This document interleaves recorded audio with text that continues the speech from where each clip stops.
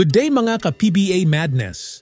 Nababalita na sa social media na gusto daw di umano ni Mota Ochoa at Jericho Cruz na lumipat ng ibang koponan at ito nga ay sa Converge.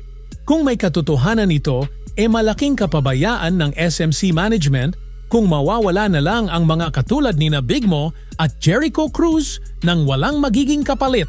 Mga ka-Madness, sa batang team gaya ng Converge, a very welcome addition ang mga veteranong gaya ni Big Mo at si Jericho.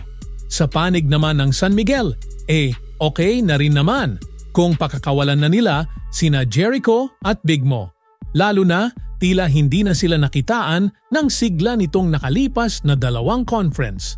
Narurumor nga sa panig ng SMB na maaaring magbawas sila ng mga foreign players dahil inaasahan ngang magkakaroon ng matinding balasahan sa bakuran ng SMC, lalo na sa SMB at Magnolia Hotshots. Mga ka-Madness, malapit nang matapos ang kontrata ni Big Mo Ochoa sa SMB.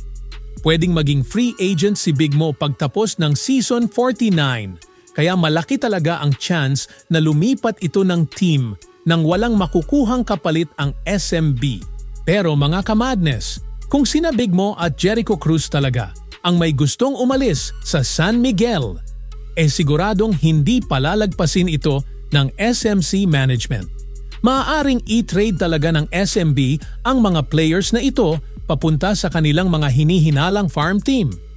Dito talaga papasok yung rumor na kukunin ng San Miguel sina Mark Carino at Loie Sanggalang ng Terra Firma Jeep.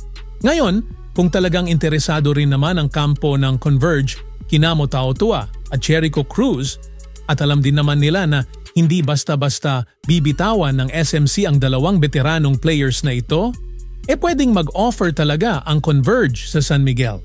Tingin ko nga pwede nang i-offer ng Converge sina Gio Ambohot at ang playing rights ni Ben Phillips, pero depende pa rin yan sa San Miguel.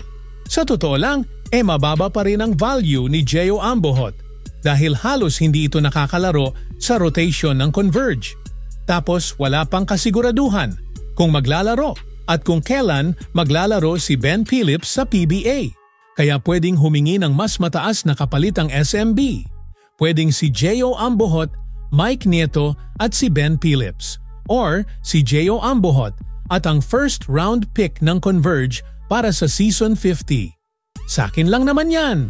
Kayo mga ka-Madness, kailangan pa bang kuhain at pag-interesan ng Converge sina Big Mo Ochoa at Jericho Cruz?